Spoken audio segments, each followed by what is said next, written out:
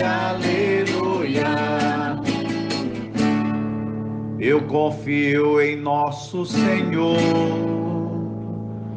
com fé, esperança e amor. Eu espero em sua palavra. Hosana, ó Senhor, vem me salvar. Aleluia, aleluia, aleluia, aleluia, aleluia, aleluia, aleluia, aleluia, aleluia, aleluia, aleluia, aleluia, aleluia, aleluia, aleluia. O Senhor esteja convosco. Proclamação do Evangelho de Jesus Cristo segundo Mateus. Depois da multiplicação dos pães, Jesus mandou que os discípulos entrassem na barca e seguissem à sua frente para o outro lado do mar, enquanto ele despediria as multidões. Depois de despedi-las, Jesus subiu ao monte para orar a sós. A noite chegou e Jesus continuava ali, sozinho. A barca, porém, já longe da terra, era agitada pelas ondas, pois o vento era contrário.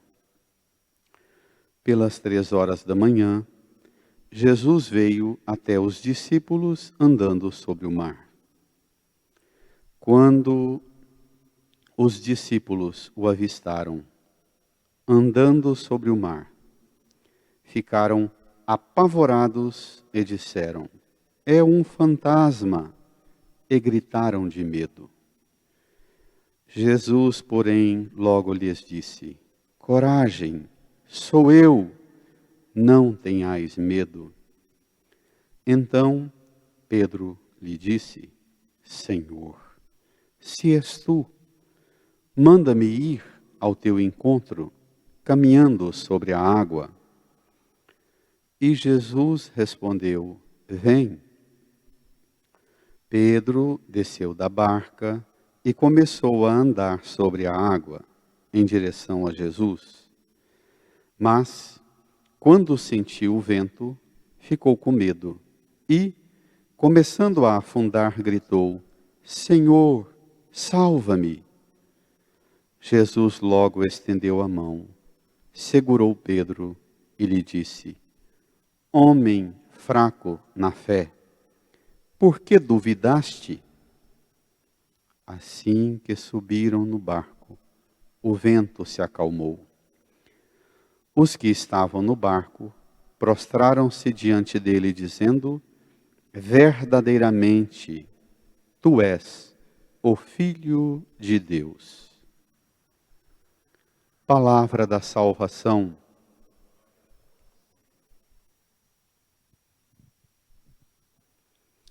Irmãs, irmãos, rezemos num tempo de silêncio, invocando o auxílio do Espírito Santo, pois só Ele pode fazer-nos alcançar o sentido da Escritura plenamente. Supliquemos sua ajuda.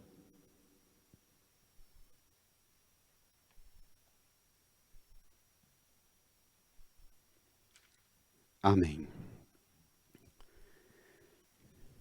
Irmãs e irmãos, neste domingo do mês de agosto, em que intensificamos nossa oração pelas vocações, hoje de modo particular, para a vocação na vida da família, no matrimônio, a vocação e missão do esposo, da esposa, e de modo tão carinhoso, a vocação à paternidade, à maternidade.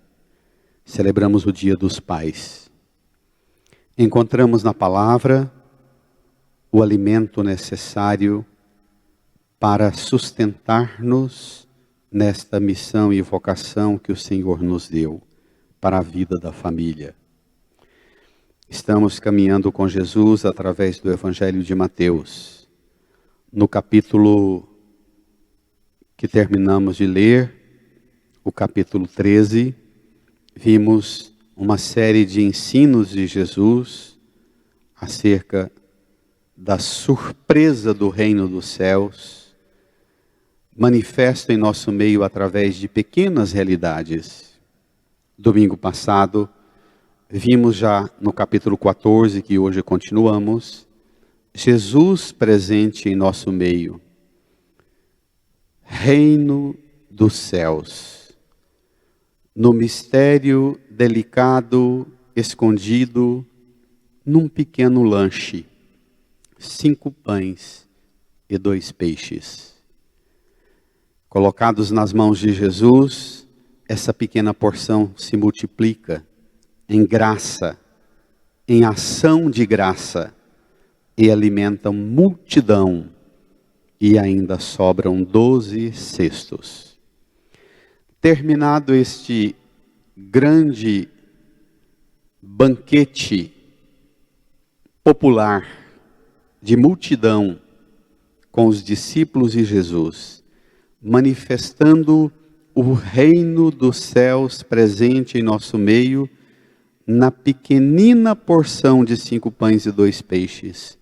Hoje o Senhor continua a manifestar a grandeza do reino, manifesto em pequenas realidades, em realidades escondidas. Na verdade, hoje, o mistério do reino dos céus, pequenino, escondido no meio de um grande temporal. Vamos lá. Evangelho de Mateus, capítulo 14, versículo 22 a 33. Terminava a multiplicação dos pães domingo passado, no versículo 20 e 21, Jesus mandou que os discípulos recolhessem tudo, recolheram, pois, 12 cestos. O entusiasmo é enorme, a festa, a alegria, a empolgação é uma coisa. Todos os evangelistas que relatam a multiplicação dos pães recordam que provocou nas multidões e nos discípulos um entusiasmo, uma euforia.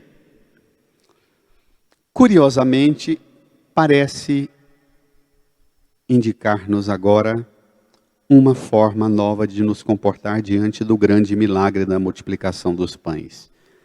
Jesus corta essa empolgação. Vamos ver? Depois da multiplicação dos pães, Jesus mandou que os discípulos entrassem na barca e seguissem à sua frente para o outro lado do mar, enquanto ele despediria as multidões.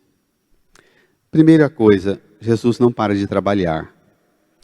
Desde quando foi rejeitado lá em Nazaré, saiu de Nazaré, voltou para Cafarnaum, recebeu a notícia da morte de João Batista, tentou ir para o outro lado, para um lugar afastado e deserto para ficar a sós, a multidão não deixou, apinhou-se aos pés dele, chegando do outro lado antes dele, foi a multiplicação dos pães. Agora termina o fim do dia. Jesus, depois da multiplicação dos pães, ainda diz aos discípulos: vão, deixem que eu vou despedir as multidões. Algumas Bíblias traduzem, Jesus mandou os discípulos entrarem na barca. Algumas Bíblias traduzem, Jesus obrigou. É um surpreendente comando ante aquela empolgação toda.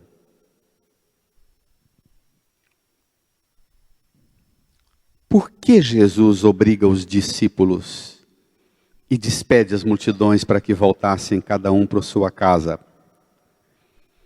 Porque ali há um burburinho, um rumor de grande movimentação. Quem explica melhor para nós o porquê dessa despedida, obrigar os discípulos a entrar no barco e despedir as multidões, quem explica melhor é João, no capítulo 6, versículo 15. Vendo, no final da multiplicação dos pães, diz João, vendo que queriam levá-lo para fazê-lo rei, Jesus retirou-se sozinho. Jesus quer aqui sustar bruscamente o entusiasmo dos discípulos.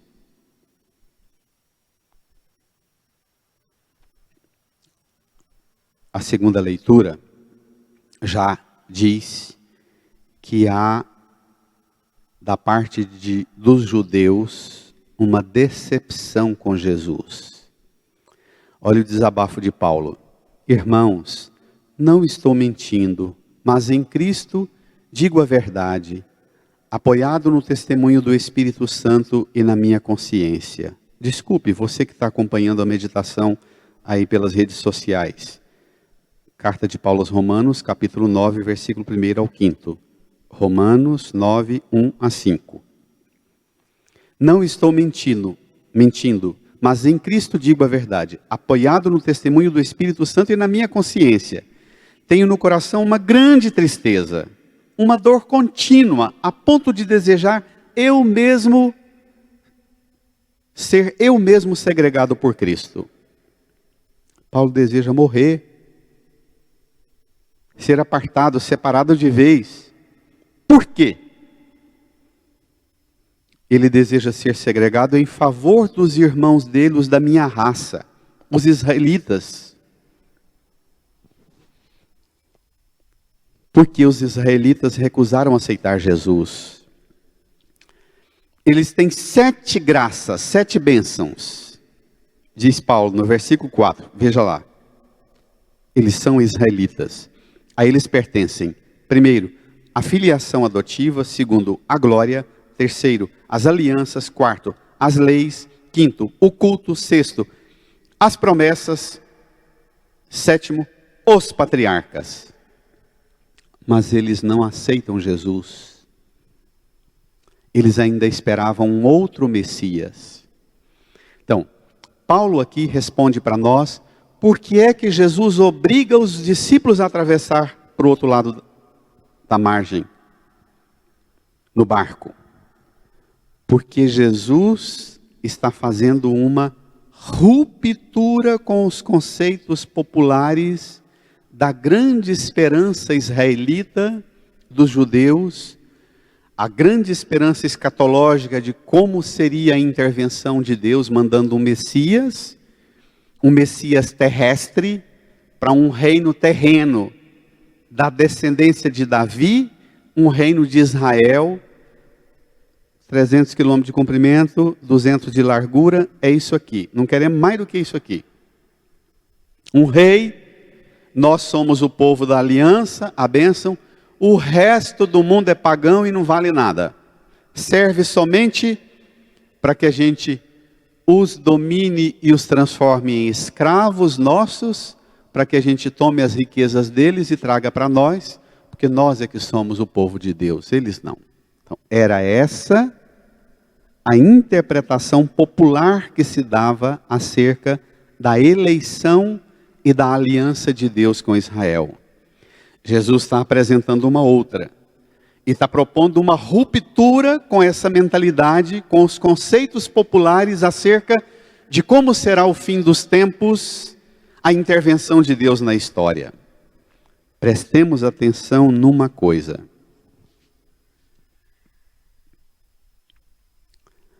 Orígenes, um grande teólogo dos pais da igreja do século II, diz: o povo não pode ir para outra margem.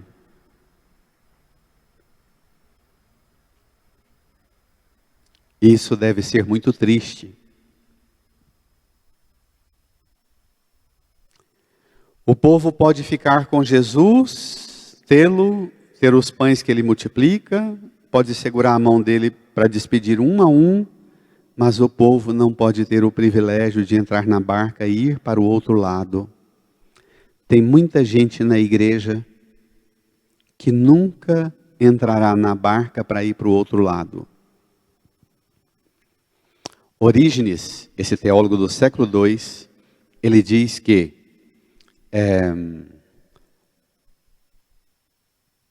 o sentido original da palavra hebreu, o povo hebreu, que é como o povo se chamava lá na escravidão do Egito, e como os egípcios chamavam os judeus de os hebreus, literalmente hebreu significa povo da outra margem, que tem um sentido espiritual, povo que pertence ao lado de lá.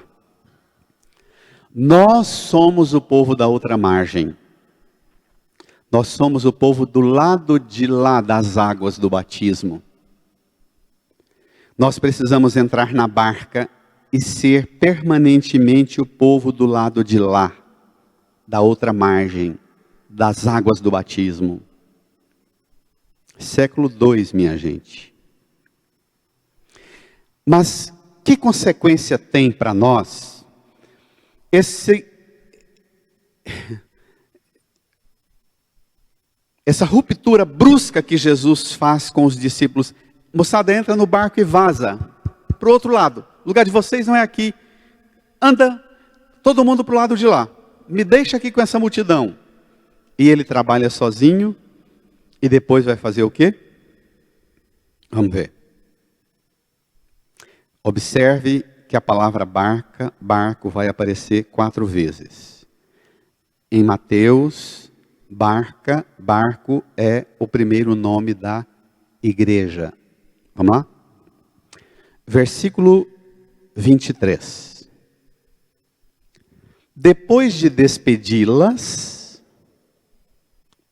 lembre que se trata de as multidões, não é a multidão, as multidões. Depois de despedi-las. É um punhado de amontoado de gente, de muitas cada grupo se identifica por sua origem, religião, cultura, povo, migrante do Líbano, nosso Líbano tão sofrido com a explosão, migrante da Síria, migrante do Egito, migrante da parte da África, migrantes, grupos de migrantes, são as multidões. Depois de despedi-las, que aqui tem uma compreensão das religiões pagãs e das muitas culturas, além do povo hebreu, que também não aceitam Jesus, sobretudo as autoridades, Jesus, na verdade, enfrenta 3 embates. A multidão que é mais do ambiente pagão, que quer Jesus apenas para ganhar a cesta básica. Os fariseus e mestres da lei que não aceitam Jesus porque eles desobedecem às normas e regras rituais, litúrgicas, de culto e de obrigações preceituais. E os apóstolos que oscilam entre a expectativa da multidão de ganhar a cesta básica e milagre, e os fariseus e mestres da lei de criar apenas o reino de Israel reconstruído aqui para nós, somente para nós. E Jesus quer, com o povo da barca, com o povo da outra margem, inaugurar um grupo novo e uma mentalidade nova. Nem a mentalidade das multidões, só ganhar milagre e cesta básica, nem a mentalidade dos judeus, fariseus, mestres da lei, sacerdotes, com aquela eleição particular que o resto se dane. Jesus quer uma mentalidade nova. Vamos. Depois de despedi-las, Jesus subiu ao monte para orar a sós.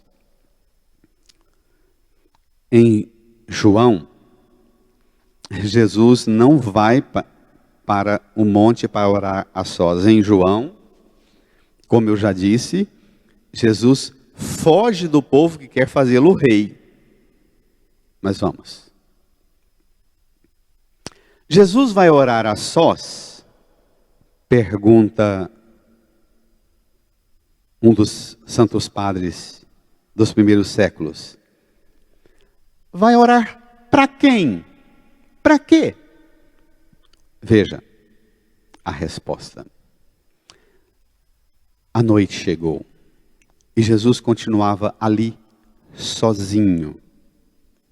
A definição de solidão, de solitário, desde expulso da sinagoga de Nazaré, a notícia da morte de João Batista, Jesus está tentando ficar só, recolher-se.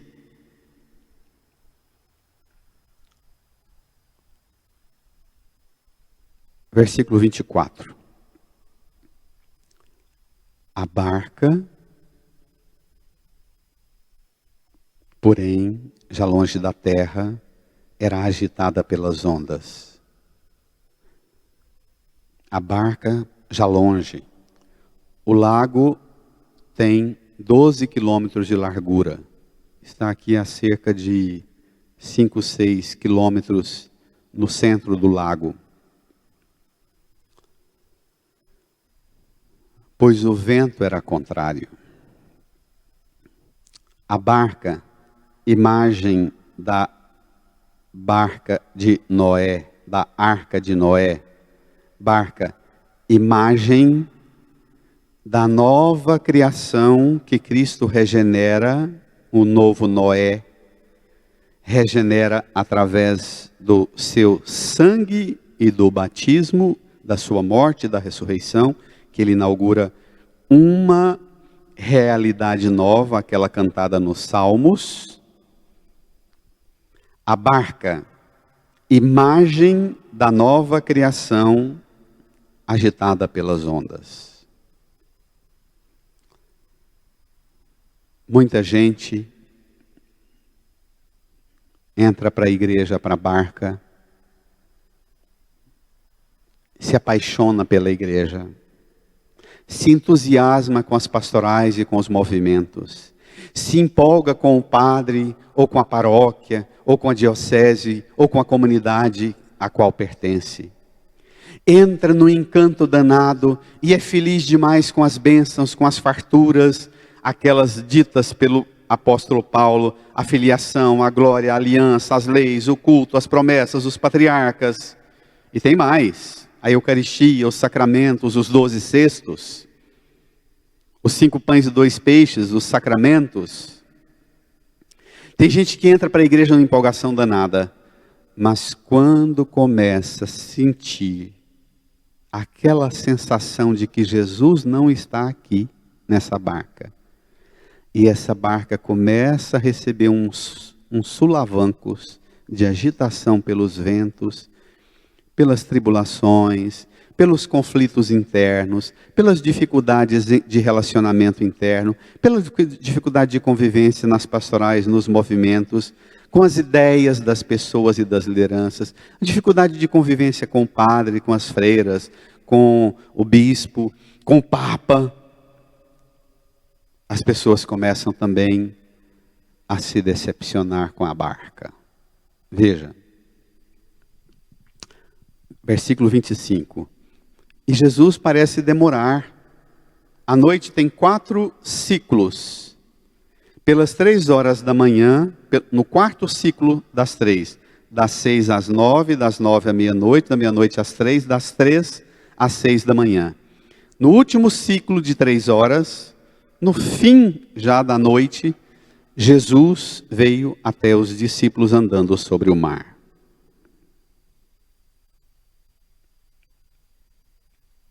Quando os discípulos o avistaram andando sobre o mar, ficaram apavorados e disseram: "É um fantasma!" E gritaram de medo. Tem gente que entra para a igreja e que se envolve tanto com as atividades de dentro da igreja e com as fofocas e com as brigas da paróquia, da comunidade, que quando Jesus se manifesta presente no meio daquela comunidade, ela grita também: "É um fantasma!"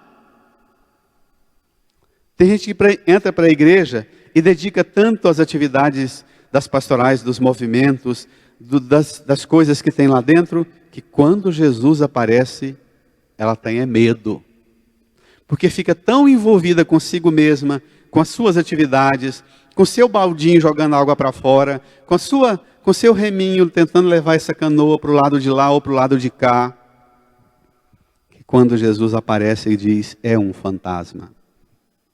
Muitos de nós, padres, às vezes nos envolvemos tanto com as agitações da barca, das ondas, da ventania da igreja, que também nós, quando vemos Jesus chegar, a gente grita: é um fantasma!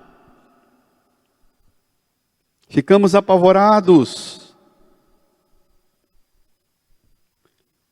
Jesus, porém, logo lhes disse: coragem, sou eu, não tenhais medo. Hoje, também, a igreja é uma barca que recebe muitos açoites. Muitas ondas violentas sacodem essa barca. Hoje, a igreja também sofre com muitas experiências que faz com que muitos de nós dentro da igreja pensemos: Jesus está longe. O mar simboliza a vida presente, a instabilidade do mundo visível. A tempestade indica todos os tipos de tribulação, de dificuldade que oprimem o homem, a sociedade, a humanidade. Pregação de Bento XVI, de 2011, 7 de agosto. Um mês, praticamente antes do atentado das Torres Gêmeas. A barca, ao contrário, representa a igreja, construída por Cristo e norteada pelos apóstolos. Jesus deseja educar os discípulos a suportar com coragem as adversidades da vida, confiando em Deus, naquele que se revelou ao profeta Elias no Monte Horebe, no murmúrio de uma brisa ligeira.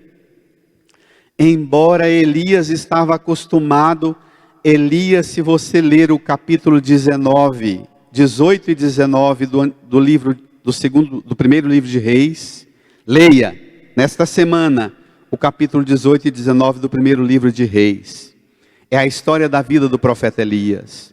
Um jovem profeta, apaixonado pela pregação da palavra de Deus. Um profeta vigoroso, que enfrentou a divisão de Israel em 2 reinos. E enfrentou a brigaiada interna dos cultos dos templos dos montes, dos vários templos que existiam em Israel. E brigou mais violentamente com os 450 falsos profetas. Elias viveu numa religião, numa comunidade de fé, que prefigura a igreja, tão acostumado com tanta briga, com tanta luta interna. Ele que passou a fio de espada 450 falsos profetas, depois daquele desafio com os falsos profetas, que todo mundo se lembra, de matar os animais e fazer um buraco e colocar lenha e jogar água e depois profetiza para cair fogo, profetiza, depois ele mesmo mata os animais dele e fala: agora joga água, joga mais, e ele invoca a autoridade de Deus e o fogo abrasador vem, e a partir desse milagre que queima a lenha, o fogo e as sementes daquela fogueira, ele se vê corajoso a matar os 450 falsos profetas. Elias passou boa parte da vida dele só vendo a presença de Deus em vento impetuoso e forte, em terremoto, em fogo.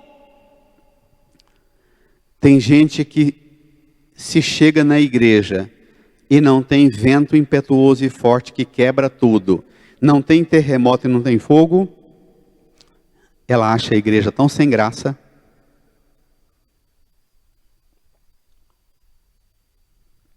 Já me falaram assim: não, padre, é legal a meditação da palavra, a pregação do Senhor, mas se o senhor não fizer pelo menos uns 2 ou 3 exorcismos em cada missa, não empolga a assembleia não. Tem que caçar capeta, tem que trazer capeta para dentro da igreja, para ele manifestar, para ter vento impetuoso, terremoto e fogo para manifestar o poder de Deus. Não precisa, Elias. E Elias espera Deus vigorosamente nos grandes sinais. Pai, hoje é dia dos pais, especialmente você pai idoso, no isolamento e no distanciamento social.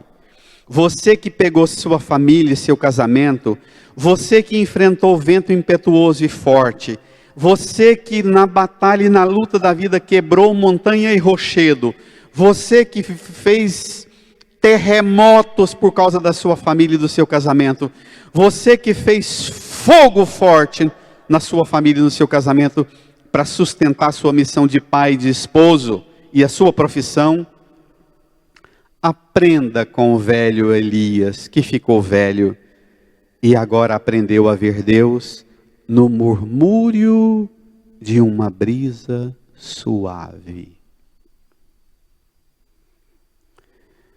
Precisamos, com o profeta Elias, aprender a ver Deus nas grandes batalhas da vida, nos grandes enfrentamentos da agitação da barca, no grande enfrentamento das lutas contra as ventanias, as falsas doutrinas, os falsos comportamentos de padre, de leigos e leigas dentro da igreja. Precisamos lutar contra isso, mas não podemos perder a capacidade de ver Deus presente no murmúrio de uma brisa suave.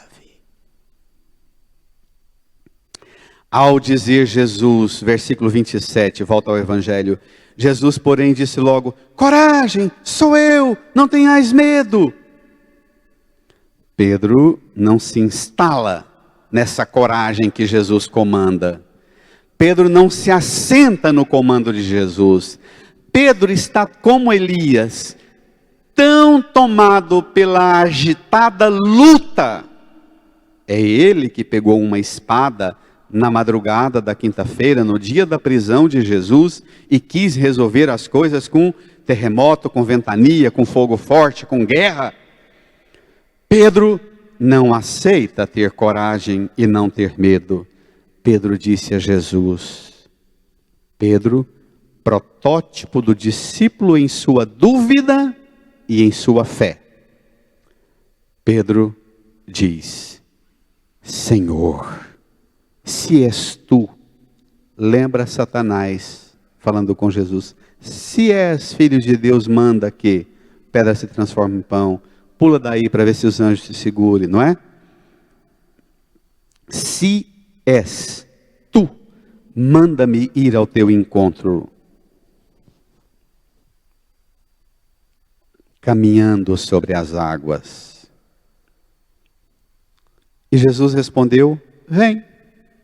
De boa, vem. Pedro não percebe que Jesus está caminhando sobre as águas, desde a rejeição em Nazaré, ter que voltar para Cafarnaum, a notícia da morte de João Batista.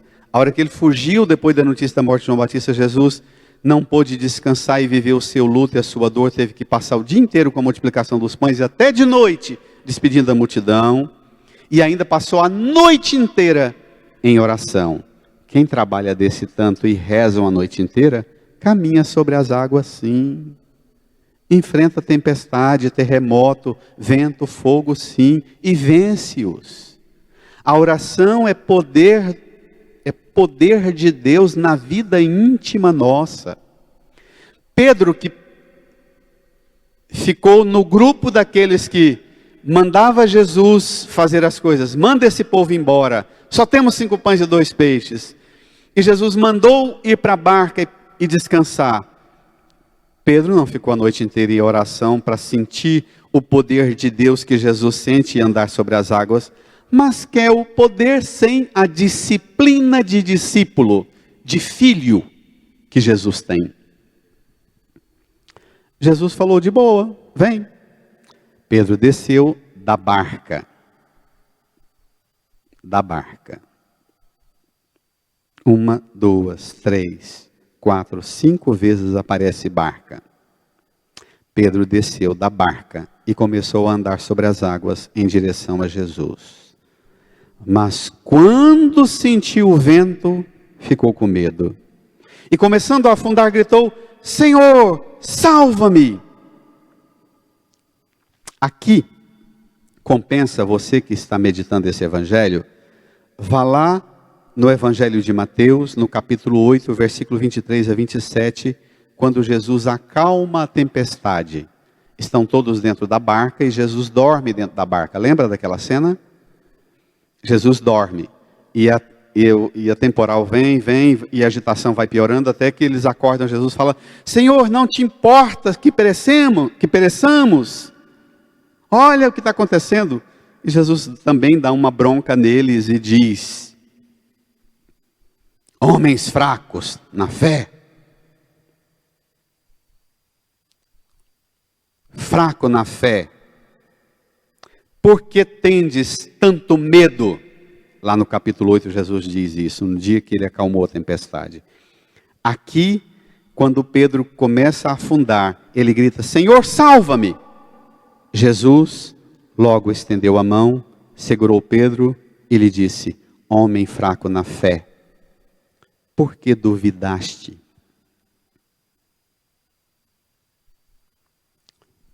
Jesus estende a mão também para nós hoje e quer nos colocar dentro da barca de volta.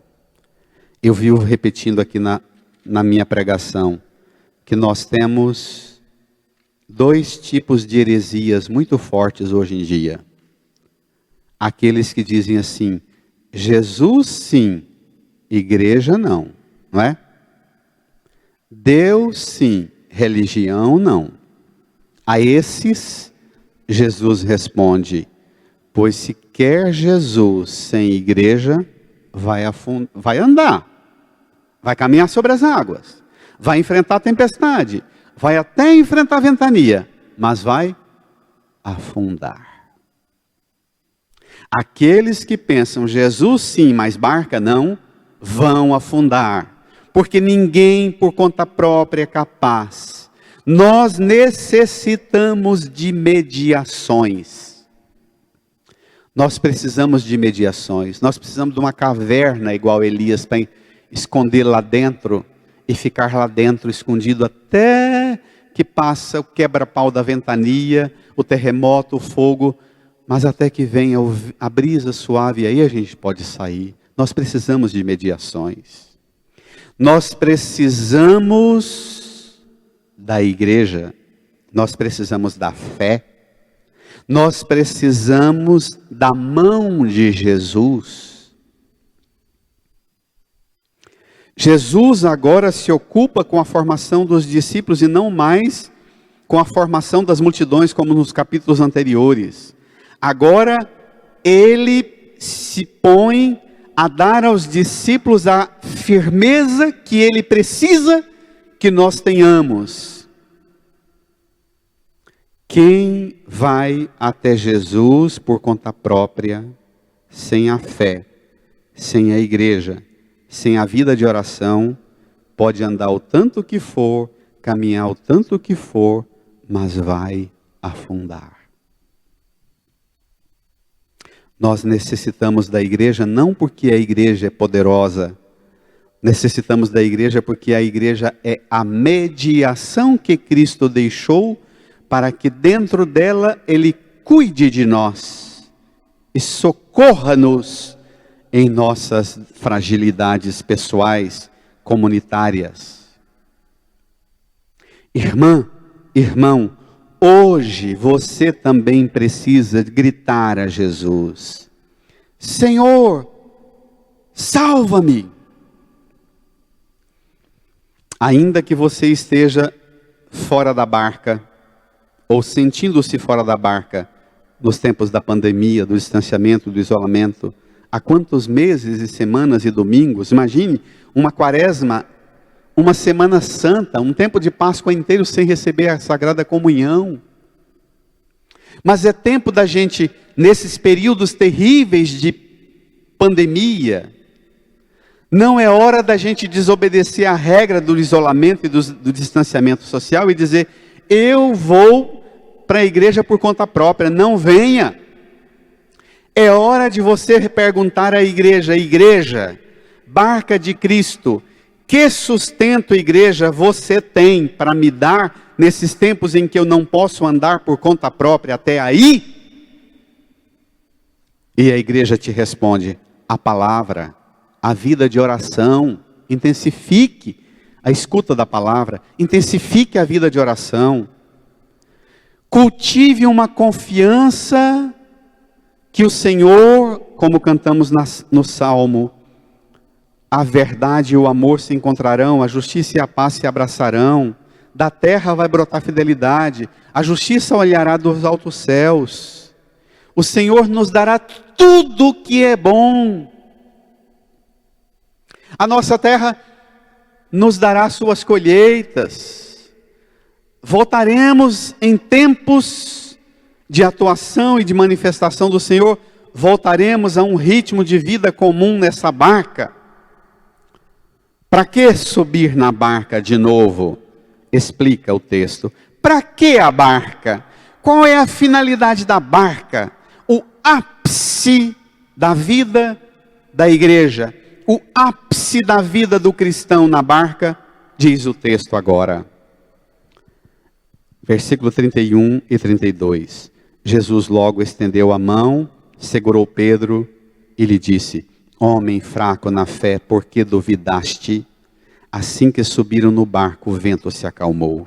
Os discípulos que estavam no barco prostraram-se diante dele, dizendo: verdadeiramente, tu és o Filho de Deus. Adorar é o ápice da travessia. Adorar Jesus, prostrar-se em adoração e confessar que Ele é Filho de Deus, Ele é o Senhor, Ele é a nossa salvação, é Ele que é a causa e o fundamento da nossa vida, da nossa caminhada nesta barca. Adorar é o ápice da travessia. Irmã, irmão, hoje nós vivemos numa sociedade escrava da atual chamada sociedade do bem-estar. A gente quer bem-estar, a gente quer conforto. Que, para preencher o vazio interior e o tédio que nos acompanha, essa sociedade induz a tentar experiências novas, experiências mais emocionantes, mais extremas, sempre, mais excitantes, sempre. Assim também se tornou as nossas férias, o nosso domingo, o nosso dia do Senhor, correm o risco de se dissipar numa busca de miragens de prazer. Domingo virou o dia do prazer. Deste modo, o espírito não repousa, o coração não se alegra e não encontra paz. Aliás, termina o domingo, termina as férias por ficar mais cansado e triste do que antes. Bento XVI, uma pregação dele fantástica. Bento XVI diz: refiro-me aos jovens que são mais sequiosos de novas experiências, mas isso também é para todos nós. Esta reflexão é válida para todos. A pessoa humana só se regenera verdadeiramente na sua relação com Deus. E encontramos Deus quando aprendemos a ouvir a sua voz, na paz interior e no silêncio do profeta Elias e de Jesus na noite inteira, na paz interior e no silêncio, escutando a voz do Pai. Esses dias, um casal de amigos, eu fui visitá-los e eles me mostraram as fotos e vídeos da viagem de lua de mel. E eles contaram para mim a primeira semana, a segunda semana, como é que foi cada dia, e as experiências, cada uma mais extravagante, mais emocionante, mais extrema, mais excitante do que a outra. E eu pensei, será que eles não tiveram lua de mel? Não ficaram juntos? Não tiveram intimidade? Será que não tiveram experiência da brisa suave de um casal que se casou e vai ficar juntos uma semana, 15 dias, um mês em lua de mel? Nós transformamos tudo, da lua de mel, às férias, ao domingo, ao dia do Senhor, e à missa, também a oração, tem que ser uma coisa excitante, extrema, agitada, sacudida. Nós perdemos a paz interior. Saímos da reza mais cansados do que antes, terminamos o domingo mais cansados do que da semana, não é?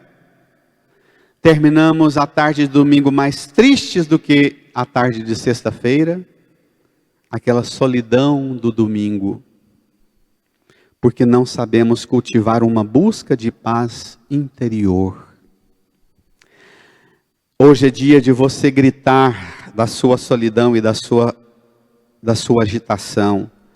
Hoje é dia de você gritar da sua... Talvez você não esteja agitado, mas esteja anestesiado, bombardeado de tanta notícia, de tanta morte, de tanto assombro com a pandemia, com a crise política, com a crise de governança pela qual o mundo passa, o Brasil passa, com essa crise que atinge-nos de todos os lados, na economia, na política, na saúde, na igreja. Essa agitação toda pode te deixar também letárgico, anestesiado. Você precisa despertar desse sono, desse torpor, sentir a brisa suave tocar sua face e dizer: desperta tu que dormes, vem ver o teu Senhor que te criou para dar sentido à sua vida, para que você possa olhar a agitação do mundo, das ondas, a agitação da igreja, a agitação da sociedade, e você possa gritar também: coragem, não tenham medo, o Senhor está conosco.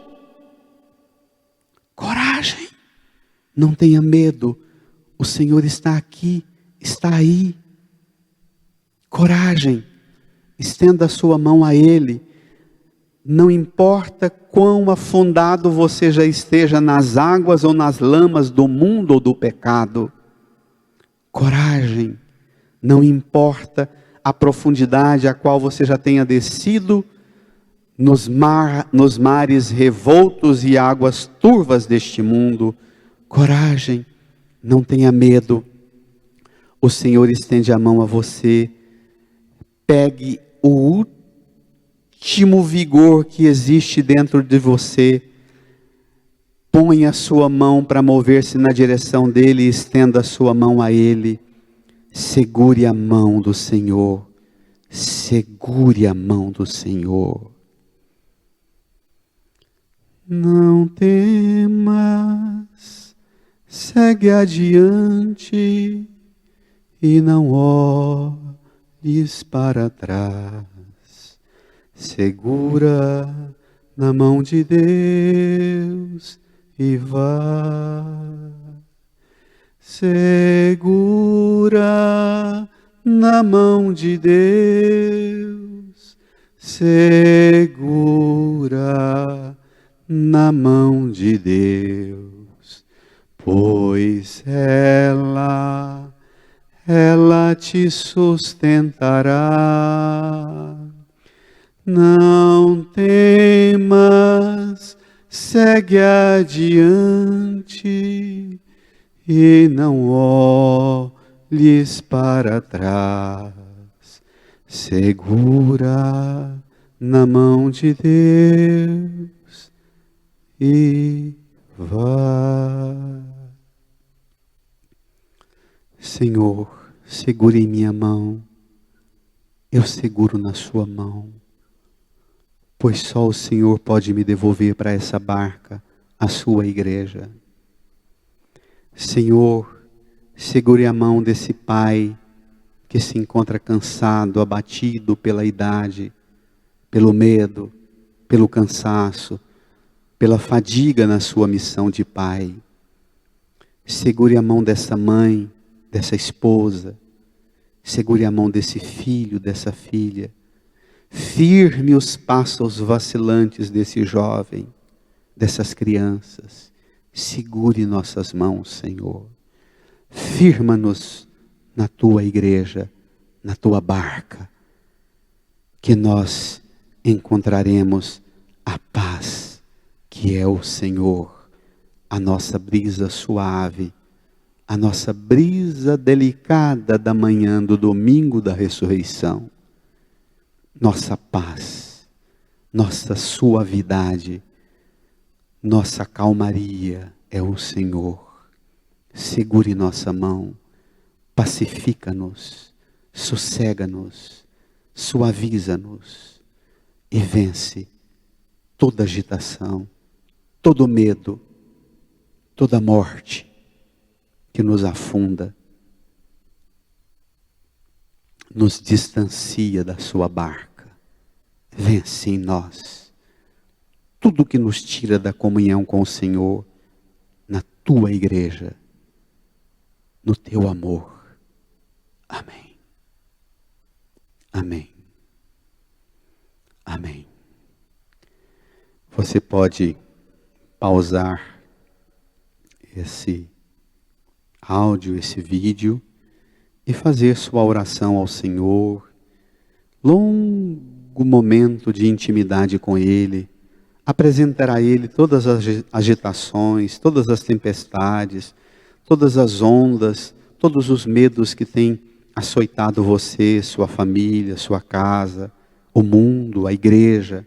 Faça a sua oração, depois professe a sua fé. Entregue e louve a Deus pela vida do seu pai, onde quer que ele se encontre e esteja.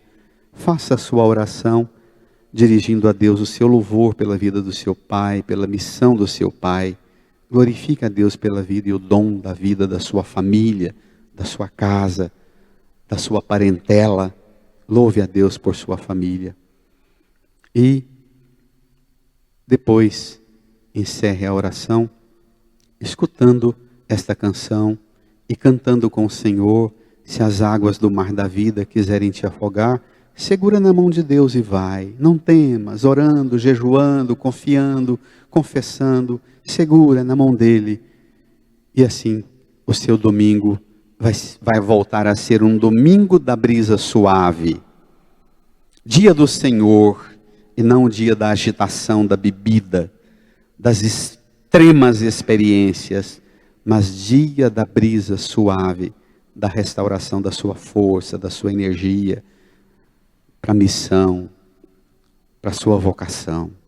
Deus te guarde e te conserve, hoje e sempre. Amém. Amém. Suplico, no final desta celebração, a bênção de Deus sobre você e, sobretudo, a bênção de Deus sobre os nossos pais. O Senhor esteja convosco. Inclinai-vos para receber a bênção. Que o Deus de toda consolação disponha na sua paz os vossos dias e vos conceda as suas bênçãos. Amém.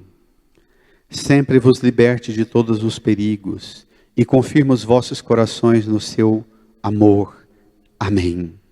E assim, ricos em esperança, fé e caridade, possais viver praticando o bem e chegar felizes à vida eterna, onde, com vossos pais, vossos familiares e vossos antepassados, vós vos encantareis a vós mesmos, glorificando o nome do Pai eterno e agradecendo pela vida de vosso pai e vossa mãe.